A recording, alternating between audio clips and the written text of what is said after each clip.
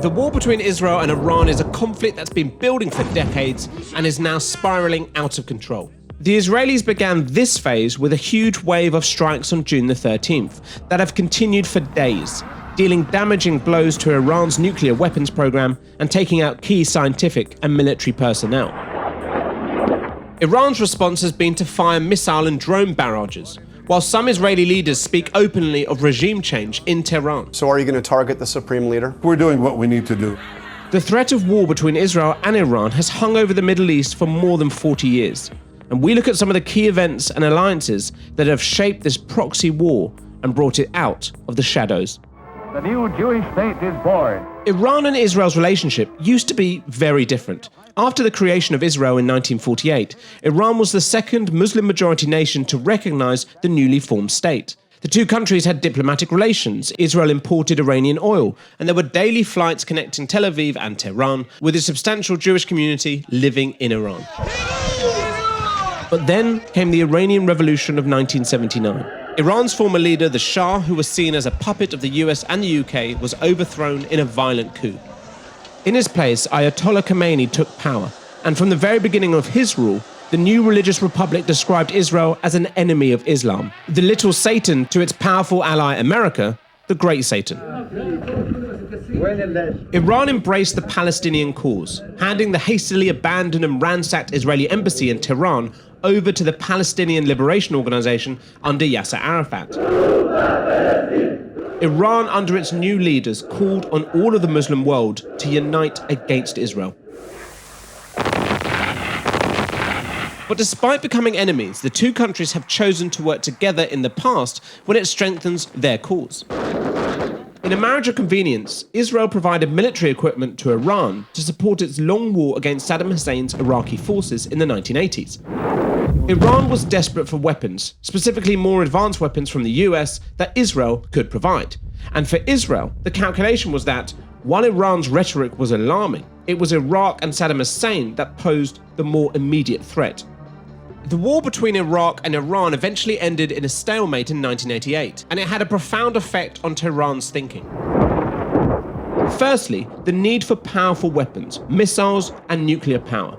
Iraq's use of ballistic missiles on Iranian cities made Tehran develop their own. And while Ayatollah Khomeini had initially declared nuclear weapons un-Islamic, his replacement, Ali Khamenei, told the country's nuclear scientists, regarding atomic energy, we need it now, to let our enemies know that we can defend ourselves. That effectively marked the start of the Islamic Republic's nuclear ambitions, with the aim of joining the only other nuclear power in the Middle East, Israel. Israel itself does not publicly acknowledge it has nuclear weapons, but it's believed to have been developing an arsenal since the 1960s. And secondly, the war in Iraq exposed how isolated Iran was in the region, with Syria its only real ally in the Middle East. The end of the conflict now allowed Iran to focus on building not just the state, but also its alliances with anti-Israel forces in the region. As far back as 1982, even as the country was receiving weapons from Israel, Iran helped the formation of Hezbollah, a militant Islamic group fighting Israel in Lebanon. Iran also backed Hamas and Palestinian Islamic Jihad in Gaza, which were formed in the 1980s, and they also supported the Houthis in Yemen, who emerged in the early 1990s. Iran supported the Assad regime in Syria throughout his reign, and following Saddam Hussein's removal from power in 2003, Iran has backed dozens of Shia militia in Iraq. Iran's extensive influence in the region and its ongoing nuclear program are central to Israel's existential fears. Which brings us to Israel's most crucial ally, America. Israel's security is completely tied to the United States, which has provided substantial military support and brokered diplomatic ties with regional players such as Egypt, Jordan, the UAE, Qatar, and Bahrain. And political leaders in both the US and Israel have long viewed Iran as a hostile and dangerous actor, with US-imposed sanctions on the Islamic Republic a near permanent feature since 1979. This was Israel's new young Prime Minister speaking to the US Congress about the Iranian threat back in 1996. If Iran were to acquire nuclear weapons, this could presage catastrophic consequences. By the time Benjamin Netanyahu returned to power in 2009, Israel and the US were already collaborating to sabotage Iran's nuclear program. A sophisticated cyber attack that began in 2005 targeted the computers controlling Iran's uranium enrichment facilities, severely disrupting nuclear fuel production in 2010. Netanyahu also took more direct action. Israel carried out multiple assassinations of key nuclear scientists between 2010 and 2020, including the head of Iran's nuclear program, Mohsen Fakhrizadeh. Mr. Prime Minister, welcome. But while the US and Israel agreed that Iran posed a threat, there was a difference of opinion between President Obama and Netanyahu when it came to Iran's nuclear future. Netanyahu insisted that Tehran should not enrich any uranium, whereas Obama realized that in order to get a long-term diplomatic solution, there would need to be some concessions. Relations between the US and Israel chilled in 2015 after the signing of the Joint Comprehensive Plan of Action, widely known as the Iran nuclear deal. This agreement, negotiated by Iran with the UN Security Council and backed by Obama, placed restrictions on Iran's nuclear program and allowed inspections in exchange for sanctions relief. Because of this deal, the international community will be able to verify that the Islamic Republic of Iran will not develop a nuclear weapon. Netanyahu vehemently opposed the deal because it still allowed Iran to enrich some uranium, calling it a mistake of historic proportions. The Iran nuclear deal put Netanyahu's government in direct opposition with Washington over Iran. But that was all about to change. This is one of the worst deals ever made by any country. Donald Trump's surprise victory in November 2016 was a boost to Netanyahu, with the new president inviting him to the White House in his first month in office. Then, during a trip to Israel, Trump made a clear break from Obama's approach to Iran, with the US president and Netanyahu now firmly aligned. Together we can thwart Iran's unbridled ambition to become a nuclear weapon state. In 2018, during a presentation involving a slideshow in front of a backdrop of files and CDs, Netanyahu said that Iran had lied to the world about its nuclear intentions when signing the 2015 deal. And just a few days later, Donald Trump withdrew the US from the agreement. This was a horrible, one-sided deal that should have never, ever been made. Trump reimposed sanctions on Iran and assassinated their top general Qasem Soleimani in 2020 while he was visiting Iraq, as the US president began to pressure Iran in an effort to sign a new expanded agreement. But that deal has never materialized, and instead, critics say, the US withdrawal from the 2015 deal has seen increasing violations of its terms by Iran and an acceleration of the nuclear program. In early 2023, a confidential report by the International Atomic Energy Agency said it had detected uranium particles enriched to 83.7% at one of Iran's nuclear plants, very close to weapons grade. Then, that same year, events in Israel set the stage for a conflict with Iran that would erupt nearly 2 years later. The October 7th attacks by Hamas were the deadliest on Israeli soil since the nation's founding. Netanyahu's government immediately retaliated, waging a war in Gaza that Palestinian officials say has killed more than 55,000 people. While the military threat from Hamas has all but been removed, Israel has weakened other Iranian allies, invading southern Lebanon and decimating Hezbollah's fighting force and killing its leader, Hassan Nasrallah. They carried out joint strikes with the US on Houthis in Yemen, and they also bombed the Iranian consulate in the Syrian capital of Damascus in April 2024, as well as assassinating Hamas's political leader Ismail Haniyeh while he was in the Iranian capital Tehran in July of the same year. When Syria's President Bashar al-Assad was overthrown in December 2024, Israel took the opportunity to destroy any remaining threats to Israel's air force within Syria, effectively creating a safe corridor for future strikes on Iran. And so, in just 14 months, Iran's network of proxy military support was all but gone. So the attacks on Iran come at a time when Tehran has few allies to turn to. Israel's targeting and killing of key Iranian military personnel and nuclear experts, a seemingly non-existent Iranian air defense, and Israel's own ability to defend against most retaliatory strikes has given Netanyahu a clear upper hand. But the war again highlights his nation's reliance on the United States. While Israel could not have carried out its attacks on June the 13th without the Americans being made aware of their plans, the US has resisted direct involvement in the conflict so far. I may do it, I may not do it. I mean, nobody knows what I'm going to do. Trump has demanded unconditional surrender, but he's no fan of conflict, having spent the past decade in politics promising not to get America involved in any more wars. What the US president decides to do next is the central question in this conflict. Israel's objective of destroying Iran's nuclear program is not possible without the use of heavy bunker-busting ordnance, which only the United States possesses. Or if the US and Israel are aiming for Iran's full surrender, or even regime change, then Ali Khamenei shows little sign of offering that. فکر نکنند که زدند و تمام شد. نه. For more than 40 years, the potential for war between Israel and Iran has cast a shadow over global politics. The attacks since June the 13th have changed everything and brought this fight out into the open. And now to discuss more about Iran and Israel's long and fraught relationship, I'm joined by Sir Lawrence Freedman, Emeritus Professor of War Studies at King's College, London. So, Professor Freedman, was this conflict inevitable at all ever since 1979 when we saw the modern relations between Iran and Israel effectively end? Nothing is inevitable. There's always choices, and a number of choices have been made. And at some points, the possibilities not of reconciliation, but of some sort of peaceful coexistence were there. But the relations have certainly been fraught, not wholly immediately afterwards, but certainly once Israel invaded Lebanon in 1982 and the rise of Hezbollah, this possibility has always been there. And when we talk about the history of these two nations, you know, there seem to have been these big events, the aftermath of the Iran-Iraq war, the end of the Iran nuclear deal in 2015, and then October the 7th, those key moments. Are any of those particularly pivotal, do you think, in terms of where we are right now? Well, they're all, I mean, they're a sequence and one leads to the other.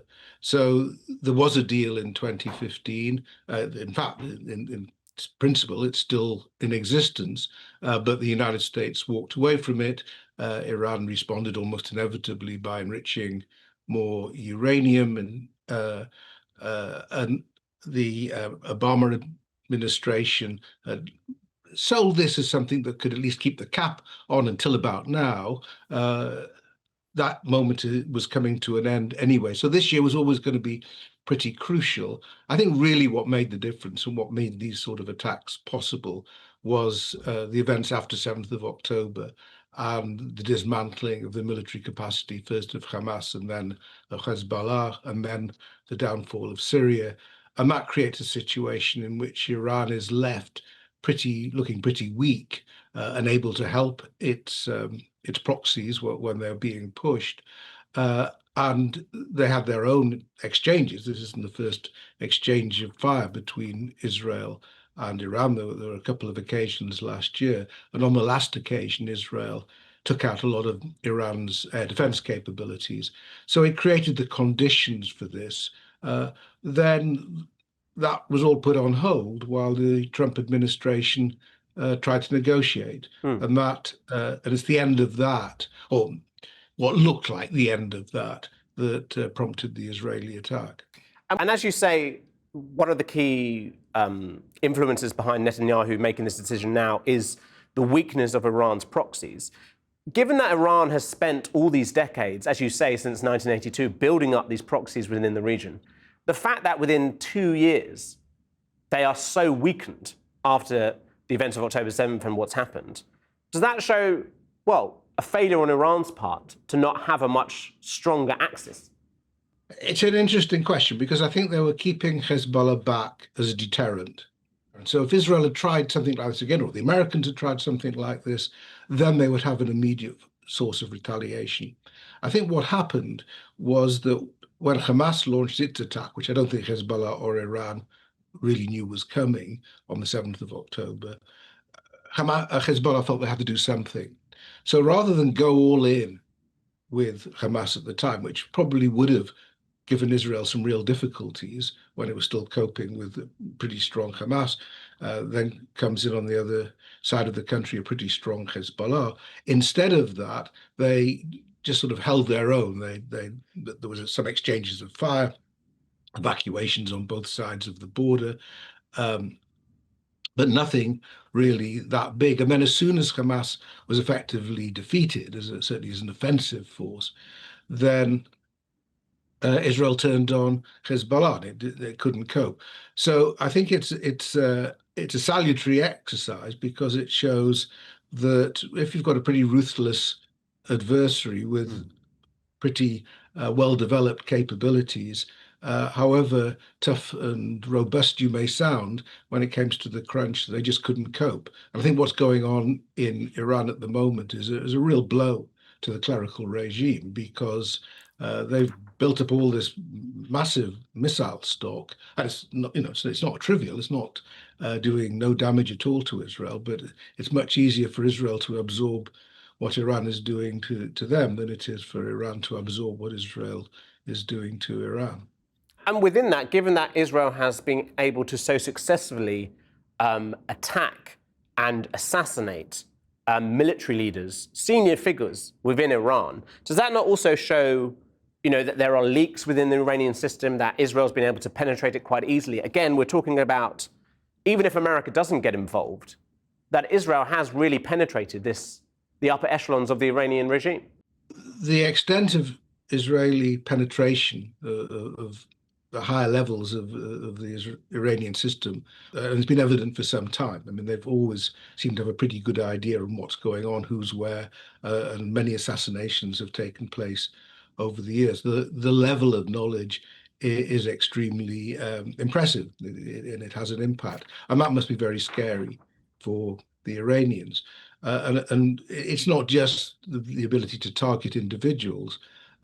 They're also able to target now with free access over Iranian air, a lot of their ballistic missile launchers, stocks, and so on. And this again risks them losing a lot of what they based their regional power upon. So I think it's the combination of Israel's capabilities in hardware and its knowledge of what's going on inside Iran that's put Iran at a real disadvantage.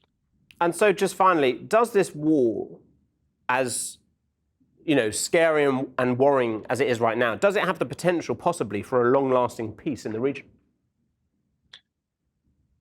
Well, I mean, I think what's going on at the moment is reshaping the whole region.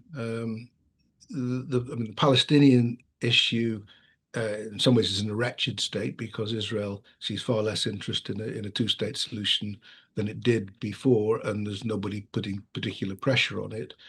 On the other hand, Hezbollah is now a much weaker force in Lebanon. You've got a completely new government in Syria, which has made some positive moves. And the big question is whether the clerical regime lasts in Tehran. And if my view is if it falls, and it's not impossible, it won't be because of Israel, other than the fact that a lot of Iranians must question whether the rhetoric and the determination to be the leader of anti-Israeli forces in the region has really been a good strategic choice for the country.